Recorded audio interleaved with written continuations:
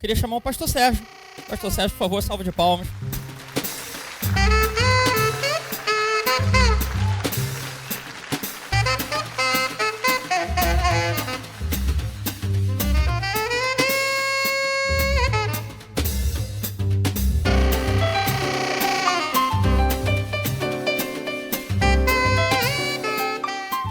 Pastor Sérgio tem uma história de vida muito, muito interessante, né? Muito legal e, assim, algumas pessoas aqui da Memorial, depois de 5 anos, já escutaram, né? Algumas histórias, algumas histórias isoladas, né? Poucos já escutaram algumas delas em sequência. Então, a gente chamou o pastor Sérgio, que ele tem uma história de vida muito legal, né? E a gente queria que ele comentasse, conversasse com a gente um pouquinho sobre isso. Então, queria te perguntar, né, pedir para você falar um pouquinho sobre as suas companhias de infância. Meu pai morreu, eu tinha 5 anos de idade, 4 anos e pouquinho para 5 anos, e minha mãe, nós morávamos no Rio de Janeiro, lá em Madureira, e minha mãe decidiu, assim, no alto da sua simplicidade, tomar uma atitude, e me pegou, e com a cara e com a coragem, mudou lá para o interiorzão de São Gonçalo, na época um lugar muito tranquilo, e eu fui criado sem essa referência masculina, porque meu pai foi assassinado, ele era, diz a minha mãe, eu lembro também um pouco dele, que era bem forte, e disse que ele era afeito à confusão. Ao contrário disso, eu sou afeito a muita paz. E ele, então, morreu com 27 anos de idade, de tiro. Minha mãe desgostou de lá do Rio, mudou lá para São Gonçalo, e eu fui criado num lugar muito simples, então minha mãe me deu muita liberdade, a gente tinha muita liberdade, deixava a gente à vontade. E aí, garotada se une, né, tal. Com um negócio de 12 anos de idade, a gente começou a descobrir bebida alcoólica e pronto, filho. E aí era festa, a gente vivia embriagado todo o tempo, né, os adolescentes que andavam juntos lá. E eu acho legal porque a gente não tinha grana para beber. E na época, a única droga que rolava assim com mais força no interiorzão mesmo era a maconha. E a gente também não tinha grana para comprar maconha. Então o que a gente fazia era misturar cachaça com limão da Brahma e pegava folha de... Na época, pão era vendido com papel, e fazia aquele charuto de papel assim, misturava. E aquele troço fervia, virava uma química lá do inferno, e a gente bebia aquilo e ficava bêbado em menos de 5 segundos, e caía, vomitava e tal, e a gente entrou para aquilo ali. E eu, sem saber, eu estava entrando num ciclo da minha família, porque meu pai era alcoólatra, minha mãe tinha problema com o alcoolismo, e eu, com 12 anos de idade, já estava bebendo. Né? Bebendo muito, bebendo sem parar. E fui assim, daí por diante. Com essa galera que sempre junto. E do pessoal que eu vivi, eu acho que 70% posso dizer que já estão mortos. E todo mundo morto violentamente. Né? Um do que mais me marcou foi o Reginaldo Naldinho, o nome dele, a gente chamava de Naldinho. Criado comigo desde pequenininho. Ele começou a traficar. Na época, né, o tráfico era uma coisa muito nova e tal. E um dia eu conversei com ele, falei com ele que aquilo não estava legal e tal, e ele falou para mim assim: Sérgio, você é do bem, mas eu sou bandido, e eu vou morrer nesse negócio. Te admiro, cara, segue adiante, mas eu sou bandido. E aí um dia começou a correr todo mundo lá no bairro, eu fui lá, e a pessoa que estava com ele me contou a história, que ele estava no bar, debruçado assim, meus irmãos, eu espero que você não me entenda mal, mas toda a morte violenta que tinha no meu bairro, quando eu era criança, até agora, na casa da gente, né, você vai lá embaixo, quase toda a morte que tinha no bairro era em botequim. Quase todo assassinato ocorria em botequim. E a pessoa diz, nada a ver, não é coincidência isso. E ele estava debruçado no balcão, o cara entrou por trás dele, encostou uma pistola na cabeça dele, deu um tiro na cabeça dele, ele não viu quem atirou. O cara que estava na frente teve problema sério depois, teve que tratar a emoção, porque ficou muito mal. Disse que ele só abriu a boca assim, foi escorregando no balcão, escorregando, tombou no chão. Quando eu cheguei lá, o Naldinho estava com a cabeça detonada, explodida, e o chão do bar todo cheio de sangue. Ele sabia que ele ia morrer naquele caminho, mas, infelizmente, ele decidiu trilhar aquele caminho. Assim como ele, muitos outros. E a maioria deles, quem não está preso até hoje, foi assassinado e morreu todo mundo. Você disse que, tentando fugir desse caminho, né, desse círculo de amizade, procurou um local que você olhou e disse assim, não, aqui o pessoal vai ser sério. E aí começou, né, a sua história com a Marinha. Quando eu tinha 17 anos, aí alguém falou para mim assim, vamos fazer prova Marinha? Eu falei, vamos embora. Eu fiz. Eu não sabia nem para quê, nem o que eu ia fazer lá. E eu passei muito bem classificado e acabou que em poucos meses, chegou a 2 meses, eu estava como recruta. Aí eu me tornei fuzileiro naval. Eu não sabia o que era ser fuzileiro. Mas fui para a Marinha, e todo mundo na época tinha aquela coisa saindo do militarismo no Brasil, o pessoal falava que Força Armada era uma coisa séria, que lá o cara aprendia a ser homem e tal, e aí eu falei, mãe, eu vou lá, vou aprender a ser homem, não que eu não fosse. E fui, entrei na Marinha, e para minha decepção foi o lugar onde eu encontrei o maior volume de droga sendo vendido, homossexualidade espalhada. Você imagina botar aqueles garotos de 17, 18 anos dentro do navio, 600 garotos daquele, levar para um outro estado e soltar. Ia todo mundo para casa de prostituição, não tinha jeito, a gente invadia tudo. E foi uma época também de muita loucura, de muita doideira. Falei, gente, a gente pensa que vai para a Marinha para aprender um padrão de conduta legal, e chega lá piora, porque o negócio era muito mais doido do que eu imaginava. Mas foi um tempo bom também, eu fiz muitas amizades que me procuram até hoje. Mas eu vou falar para você que, em função de tudo que eu aprendi da minha mãe, eu não entrei por um caminho ruim, porque lá a coisa também era muito difícil, muito difícil. Às vezes você que está indo para a faculdade agora, tem gente aqui que está indo para a faculdade, que pretende ir, cara, você tem que ter raízes, porque se você for de acordo com a maré, você é um holograma, você é um boneco, você não é ninguém, você não é uma pessoa, porque em todo lugar as pessoas vão tentar te empurrar para o erro. E você que tem que decidir para onde você quer ir. Eu fiz uma decisão de não andar no erro e conseguir caminhar bem e sair de lá com um conceito excelente. O pessoal da minha companhia, os comandantes não queriam que eu desse baixo, mas eu decidi que não queria mais, não era para mim. Mas oportunidade para andar no erro nós tivemos muito. Uma vez eu estava num carro que eu estava com 4 amigos de infância praticamente. 1 não era e 3 eram. E os caras começaram a fumar maconha dentro do meu carro. Eu pedi para não fazer. Falei assim, cara, não faz, tal. Aí um foi e falou assim, cara, você está falando, rapaz, dá um pau aqui, pegou assim, botou o cigarro de maconha por cima do meu ombro, assim, eu estava dirigindo. Eu, sinceramente, não sei se eu ia pegar ou não, porque o cara botou por cima do meu ombro. O cara que estava do lado, que era o dono da droga, meteu a mão no cigarro, puxou e falou assim, Sérgio, não, não dá isso para ele, não. Até hoje eu não entendi aquilo. Acho que o Espírito Santo tomou o cara porque Deus tinha um propósito para a minha vida. E aí, tia Silvia? Tia Silvia entra nessa história na época da Marinha. Aí, chegou na parte que eu mais gosto, né? Estava eu no portão de casa, me passa aquela incautazinha, 17 aninhos. Aí eu passou assim, eu falei, filho, vou pegar. Falei, vou pegar, não tem outra saída. Falei, eu vou arriar uma ideia. Aí meu sobrinho, cara, o garoto estava com problema de matemática, ela professora como sempre, foi lá para casa dar reforço de matemática para ele. Aí eu não queria saber nada de matemática, mas eu sentava na mesa e ficava participando da aula todinha, né? Aí um dia eu falei, elaborei um plano muito elaborado. Falei assim, vou arriar uma ideia que ela não vai ter como escapar.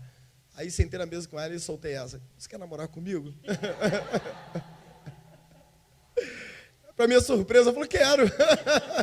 E eu lembro que, assim, já namorando a Silvia, eu entendia que ela era a mulher da minha vida, que eu queria casar com ela. E a gente brigava igual cachorro e gato, a gente era doido, brigava. Um dia minha mãe falou, quando a gente falou que ia casar, minha mãe falou, vou dizer para vocês vão ficar casados 6 meses. Vocês vão se matar antes disso. E eu não sabia, mas a mãe dela tinha feito a mesma profecia, né? Falou para ela lá na casa dela, falou, não faz isso, vocês não vão ficar casados 6 meses, vocês vão se matar. Aí eu falei assim, mas vamos tentar assim mesmo, 6 meses é um bom tempo, até lá a gente discorre. Só que 6 meses já vão 27 anos, glória a Deus. E aí, tia Silvia se converteu Sim. Primeiro que você, né? Sim, um dia eu estava namorando com ela na varanda, assim, lá a gente conversando, a igreja era, assim, umas 3 casas, né, da minha casa, e ela falou assim, olha só, eu vou entregar minha vida a Jesus, eu vou naquela igreja ali e vou me tornar crente. Aí eu falei para ela, cara, tu vai, o problema é seu, eu que não vou. Aí ela, não, mas eu vou. E a Silvia, se tem uma coisa que essa mulher é decidida, ela falou que ir, foi mesmo. E foi lá para a igreja, entregou a vida dela a Cristo e se tornou uma cristã, mesmo de verdade, convertida. E a gente casou e ela, passamos aí esse tempo, né, 5 anos que ela foi crente e eu não. E aí, né, tem a história que eu me identifico muito com vocês, porque eu quase cheguei a passar por ela. Sim. Né?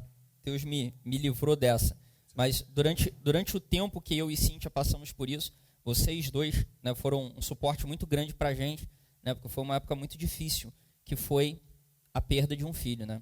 Foi. Tinha um negócio meio estranho. Eu não sabia identificar o que era, mas eu trabalhava na rua, sempre trabalhei com gente, falando, vendendo, ou fazendo relações públicas. E um dia eu estava lá no Rio, uma loja, entrei, ela foi andando, ela parou assim, falou para mim assim, você é cristão? Eu falei, não sou não. Ela falou assim, mas vai ser, você é um homem de Deus. Eu Falou assim mesmo para mim. E eu não queria saber de Jesus, que nada. E aquilo ali começou a acontecer com muita frequência, de chegar em alguns lugares, as pessoas falaram, você é cristão? Eu falei, não. Aí Silvia, coitada. Silvia montava umas estratégias malucas, né, de mulher, de marido não crente.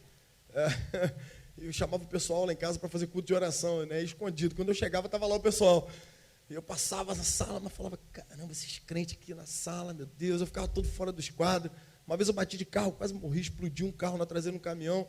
Aí ela chamou os diáconos da igreja para orar. Estou eu na cama lá, todo quebrado. E o pessoal, olha, rapaz, Deus tem um plano na sua vida. Aí eu, quando ele virava as costas, plano nada. Aí eu falei, que Jesus, que nada. Eu fui algumas vezes com ela à igreja, mas sempre que eu ia, eu estava bêbado. Porque era domingo. Era domingo à noite, então eu passava o dia bebendo. Domingo à noite, quando eu tratava que eu não podia deixar de ir, eu ia. E eu ficava do lado dela assim, mas não estava vendo nada, eu estava para lá. E nunca quis saber, eu achava que eu era o cara, eu achava que eu me virava, eu sabia me virar, sempre soube. Até um dia que eu cheguei em casa, a nossa filha estava com um comportamento muito estranho, mais velha, né, a Fernanda, Silvia nervosa, ela estava com hepatite, falou, vamos no hospital. E eu fui com ela para o hospital, não consegui atendimento em São Gonçalo, aí fomos lá no hospital São Sebastião. Eu entrei, o médico falou, olha, eu não tenho como atender esse quadro aqui, olhou para ela e tal, falou assim, você vai para o Fundão. Olha só, hein, eu estava em São Gonçalo. Cheguei no hospital do Fundão, uma placa imensa, greve. Aí eu não sabia mais o que fazer. Aí eu rodei o carro, estou descendo a Avenida Brasil, meio sem saber o que fazer, eu estava pensando em ir para o Souza Guiar, e eu vi o Hospital Geral de Bom Sucesso, assim, à direita. Aí eu falei, Silvia, é aqui que nós vamos entrar. Entrei para o Hospital Geral de Bom Sucesso, e nós entramos com ela no braço, e quando eu parei no saguão, assim, que a atendente olhou para mim, para a gente, falou assim, entra, que viu que a situação estava crítica. Aí nós entramos, aí o médico imediatamente ligou, falou assim, tem uma UTI infantil. Aí eu já fiquei, falei, UTI? Aí o cara, não, UTI para agora. E transferiu a gente para a UTI, né? Levou lá para o lado da UTI. E chegou lá, ela entrou, uns 10 minutos depois saiu uma enfermeira chorando muito, correndo. Era com a gente, eu sabia que era, a menina nem parou perto da gente, saiu correndo. E o médico veio e sentou e falou assim, olha, a possibilidade dela sobreviver é muito pequena. Eu falei, quanto? 60%, 50%, 70%? Aí ele falou, 10%, 20%. Provavelmente ela não vai sobreviver. Mas vamos ver, a gente está lutando lá. Entrou. Ela tinha uma doença chamada hepatite fulminante. Ela não tinha defesa no organismo contra o vírus da hepatite. Ela podia pegar qualquer doença, menos hepatite. E o organismo não se defendia. E aí, coma e morte, rapidamente. A menina veio, viu a gente lá meio desesperado, botou a mão no nosso ombro e falou assim, façam um propósito com Deus. Entrega a vida de vocês para o Senhor. Ele vai curar a filha de vocês. Mas agora eu vou abrir o coração para você. Eu não tive coragem de fazer isso. Eu me senti envergonhado, porque Deus, tantas vezes, eu tive a oportunidade de entregar minha vida ao Senhor, eu nunca quis saber de Jesus. Falei, agora estou eu aqui numa situação adversa, vou eu, Senhor. Eu não tive cara para fazer, eu não tive. A Silvia sentada, moada, eu do lado, e sem conseguir falar com Deus, que eu não me sentia digno de falar com Ele, porque todas as vezes que Ele se apresentava a mim, na presença de uma pessoa que me convidava para orar ou para ir numa igreja, eu nunca quis. E ali eu estava numa situação que só Ele, porque eu comecei a ver os médicos desistirem, as pessoas botam a mão no meu ombro e falam, você procura Jesus, vai para Jesus, e faz um propósito com Jesus. E eu fiquei quieto. Esse guarda saiu do plantão, entrou um outro. O outro guarda que entrou veio, abriu a Bíblia, leu um texto para a gente. Parecia que tudo. E o cara falou, olha, entrega a vida de vocês a Jesus, Ele vai ajudar vocês nesse momento e tal. E a gente ali, daqui a pouco o médico veio e falou assim, vocês vão para casa. Aí eu fui olhar para ela, a gente falou, vamos embora. Pulamos no carro e bora para casa, buscar a família. E eu cheguei na minha casa, ela foi para o quarto lá resolver um negócio, na casa da minha mãe. E eu sentado na cozinha, rapaz, caiu tudo na minha cabeça uma vez só. Eu falei, cara, eu sou ninguém, eu sou porcaria nessa vida. Eu falei pro cara, eu vendo minha net, eu falei para ele, eu vendo carro, eu vendo casa, eu arrumo dinheiro onde vai, eu compro o remédio que precisar. Qual remédio você precisa, cara? Não tem remédio. Eu falei, eu vendo tudo. Ele não tem, não adianta. Não tem. Se tivesse, eu ministrava, não tem um remédio para isso. Infelizmente, não tem, a gente não tem o que fazer. Ou o corpo reage ou não reage, provavelmente não vai reagir. E aí eu na cozinha sentado vi que aquilo tudo não era nada, começou a cair tudo na minha cabeça de uma vez só. O Espírito Santo começou a ministrar meu coração, porque eu senti que, eu comecei a ver que o quanto eu tinha fugido de Deus e agora não tinha outra saída, eu tinha que correr para Ele. Só que eu não tinha cara de correr para Ele, porque a vida toda eu não quis saber dEle. E muitas oportunidades eu tive. E aí eu tomei uma decisão muito doida, aquilo veio no meu coração assim, só pode ter sido o Espírito Santo que fez isso. Veio uma decisão no meu coração, falou assim, eu vou entregar minha vida a Jesus, agora, aqui. na cozinha, com ninguém olhando, não tinha hino tocando, não tinha pregador pregando, não tinha anjo descendo do céu, só tinha eu esmagado pelo meu pecado, me sentindo um lixo, não consegui nem falar com Deus, com vergonha. Aí eu fui joelhei na cozinha da casa da minha mãe, sozinho lá, ajoelhado na cozinha, e falei: Senhor, eu desisto, não dá mais. Eu entrego minha vida para Ti hoje, aqui e agora. Eu só quero falar duas coisas. Se eu chegar lá amanhã de manhã, minha filha estiver viva, eu vou Te servir. Se eu chegar lá amanhã de manhã, ela estiver morta, eu vou Te servir. A minha vida a partir de agora é Tua. Levantei, peguei minha família, nós fomos para o Rio. Chegamos no Rio, a menina tinha morrido. E foi terrível, né, Silvia? Minha cunhada desmaiou, a Silvia entrou em pânico, eu fiquei mal. A gente ficou muito mal, a gente não esperava aquilo, a esperança sempre permanece. E nós viemos para casa, aí todo o processo foi feito do sepultamento. E foi uma experiência que eu tive com a igreja muito forte, mas muito forte. Eu já tinha entregue a minha vida a Cristo, só que eu só tinha falado com Silvia, não tinha falado com ninguém.